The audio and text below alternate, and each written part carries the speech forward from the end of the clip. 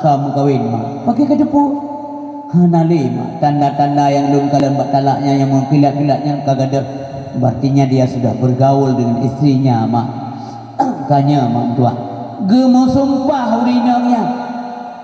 han gemu kawin le sampai truk mati gemu kawin le kecewa gara-gara ham rempok kawin dengan Abdullah ayah Nabi kita yang waktu berbahagia yang kejut sumpah anak tanya hatim kawin-kawinnya karena jamun karena dasar cuma anak tanya apa ke ni sumpah hatim kawin li pada periksa apa ke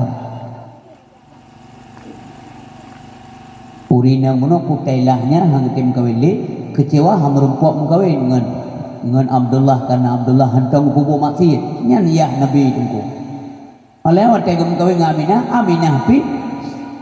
kan urina bekas pacar kok kon saja kali melego menam go boleh tepuk antau ini pasar malam ini pasar urawa ini ka tepuk kelima malam-malam daga po anu lo ipo tengah bungo jisi anai po malam bungo ipo kenyan mak nabi kita nyong makanya Allah teka hanali mak nabi Nabi Muhammad pindah asuhannya kepada orang lain yang juga suci enggak jaga tak jaga nyamanau nasi yang berbahagia Nabi demikian juga Nabi kita yang mau kawin dengan janda lagu tunggu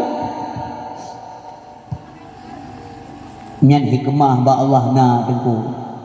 pakan ke kupreh ke Khadijah urung kaya akai ke setia masih hana walaupun watanya nanti berbagai yang galam muturing Nabi ya galam juga promo Nabi akai kagak kawan anak yatim dalam kampung yang pejubu rumah Khadijah mendung nya punya istilah bahasa Arabnya malah tapi orang Arab itu bukan makan nasi kenya makanan pokok paju roti paju tea dan sebagainya kurma keju titi uro ni yatim rumah Khadijah galam kamu kawin Nabi jadi harus ada